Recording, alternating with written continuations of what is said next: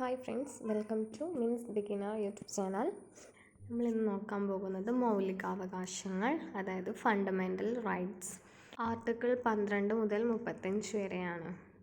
ഒരു പൗരൻ്റെ അടിസ്ഥാനപരമായ അവകാശമാണ് മൗലികാവകാശങ്ങൾ. മൗലികാവകാശങ്ങളുടെ ശില്പി എന്നറിയപ്പെടുന്നത് സർദാർ വല്ലഭായ് പട്ടേലാണ്. ഇന്ത്യൻ ഭരണഘടനയുടെ ശില്പി എന്നറിയപ്പെടുന്നത് ഡോക്ടർ ബി.ആർ. അംബേദ്കർ ആണ്. ഇന്ത്യൻ ഭരണഘടനയുടെ ആമുഖത്തിൽ ലക്ഷ്യപ്രമേയം പാസാക്കിയത് ജവഹർലാൽ നെഹ്റു ആണ്. ഈ മൗലികാവകാശങ്ങളുടെ ശില്പി എന്നറിയപ്പെടുന്നത് സർദാർ വല്ലഭായ് പട്ടേലാണ്. ഭരണഘടനയിൽ മൗലികാവകാശങ്ങൾ ഉൾപ്പെടുത്തിയിരിക്കുന്ന ഭാഗം 3 ഭരണഘടനയിൽ മൗലികാവകാശങ്ങളെക്കുറിച്ച് പ്രതിപാദിക്കുന്ന ആർട്ടിക്കിൾ 12 മുതൽ 35 വരെയാണ്. മൗലികാവകാശങ്ങൾ എന്ന ആശയം ഇന്ത്യ കടം കൊണ്ടിരിക്കുന്ന രാജ്യം അമേരിക്കയാണ്. മൗലികാവകാശങ്ങളുടെ സംരക്ഷകൻ എന്നറിയപ്പെടുന്നത് സുപ്രീം കോടതിയെയാണ്. അടിയന്തരാവസ്ഥ കാലത്ത് മൗലികാവകാശങ്ങൾക്ക് നിയന്ത്രണം ഏർപ്പെടുത്തുന്നു. ഭരണഘടന നിലവിൽ വരുമ്പോൾ ഉണ്ടായിരുന്ന മൗലികാവകാശങ്ങളുടെ എണ്ണം 7 ആണ്. നിലവിൽ ഭരണഘടന ഉറപ്പ് നൽകുന്ന മൗലികാവകാശങ്ങളുടെ എണ്ണം 6 ആണ്. മൗലികാവകാശങ്ങളെക്കുറിച്ചുള്ള പ്രമേയം പാസാക്കിയ കോൺഗ്രസ് സമ്മേളനം കറാച്ചിയിലാണ് 1931. അപ്പം അതിന് മുമ്പ് ഒരു കാര്യം കൂടെ വിട്ടുപോയിട്ടുണ്ട്. അതായത് ഭരണഘടന നിലവിൽ വരുമ്പം 7 എണ്ണം ഉണ്ടായിരുന്നല്ലോ, ഇപ്പം 6 എണ്ണമാണല്ലോ ഉള്ളത്. അപ്പം ഈ ജനതാ ഗവൺമെൻറ് 1978 സ്വത്തവകാശത്തെ മൗലികാവകാശങ്ങളിൽ നിന്നും നീക്കം ചെയ്തത് കൊണ്ടാണ് 7 മൗലികാവകാശങ്ങളിപ്പം 6 എണ്ണമായി മാറിയത്. ഏത് ഗവൺമെൻറ്റാണ്? ജനതാ ഗവൺമെൻറ് 1978. നെക്സ്റ്റ് 1931 കറാച്ചി സമ്മേളനത്തിൻ്റെ അധ്യക്ഷൻ സർദാർ വല്ലഭായ് പട്ടേലായിരുന്നു. ഇനി ഇന്ത്യൻ ഭരണഘടന ഉറപ്പ് നൽകുന്ന മൗലികാവകാശങ്ങളാണ്: സമത്വത്തിനുള്ള അവകാശം, സ്വാതന്ത്ര്യത്തിനുള്ള അവകാശം, ചൂഷണത്തിനെതിരെയുള്ള അവകാശം, മതസ്വാതന്ത്ര്യത്തിനുള്ള അവകാശം, സാംസ്കാരികവും വിദ്യാഭ്യാസപരമായുള്ള അവകാശം, ഭരണഘടനാ പ്രതിനിധികൾക്കുള്ള അവകാശം. സമത്വത്തിനുള്ള അവകാശം ആർട്ടിക്കിൾ 14 മുതൽ 18 വരെയാണ്.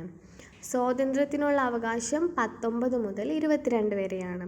ചൂഷണത്തിനെതിരെയുള്ള അവകാശം 23 മുതൽ 24 വരെ. മതസ്വാതന്ത്ര്യത്തിനുള്ള അവകാശം 25 മുതൽ 28 വരെ. സാംസ്കാരികവും വിദ്യാഭ്യാസപരമായ അവകാശം 29 മുതൽ 30 വരെ. ഭരണഘടനാ പ്രതിനിധികൾക്കുള്ള അവകാശം 32 മുതൽ 35 വരെയാണ്. ഇതാണ് ഇന്ത്യൻ ഭരണഘടന ഉറപ്പ് നൽകുന്ന മൗലികാവകാശങ്ങളും അവയുടെ ആർട്ടിക്കിൾസും.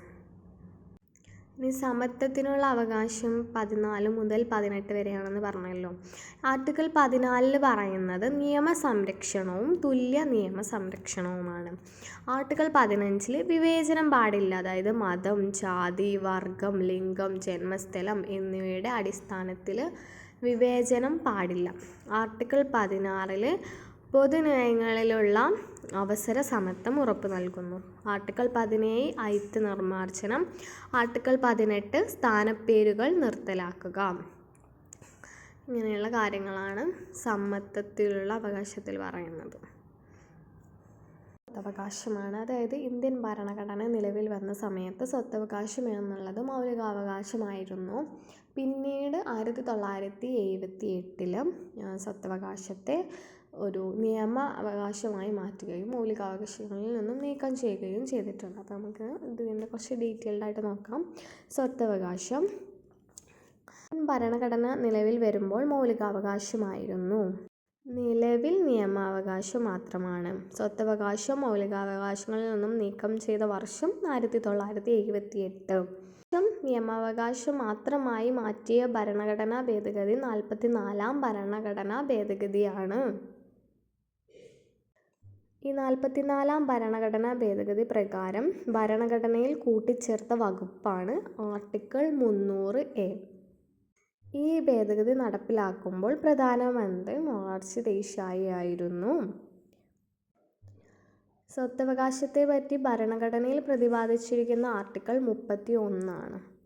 ആർട്ടിക്കിൾ 31A, 31B, 31C ഇപ്പോഴും നിലവിലുള്ള ആർട്ടിക്കിൾസാണ്.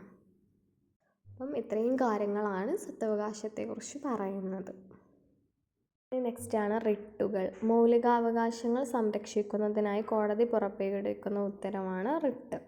റിട്ട് എന്ന ആശയം ഇന്ത്യ കടമെടുത്തിരിക്കുന്ന രാജ്യം ബ്രിട്ടനാണ്. റിട്ട് പുറപ്പെടുവിക്കുന്ന അധികാരം സുപ്രീം കോടതിയിലും ഹൈക്കോടതികളിലും നിക്ഷിപ്തമാണ്.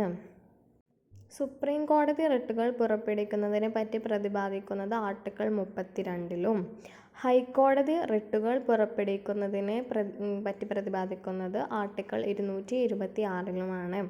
സുപ്രീം കോടതി ആണെങ്കിൽ ആർട്ടിക്കിൾ 32, ഹൈക്കോടതി ആണെങ്കിൽ ആർട്ടിക്കിൾ 226.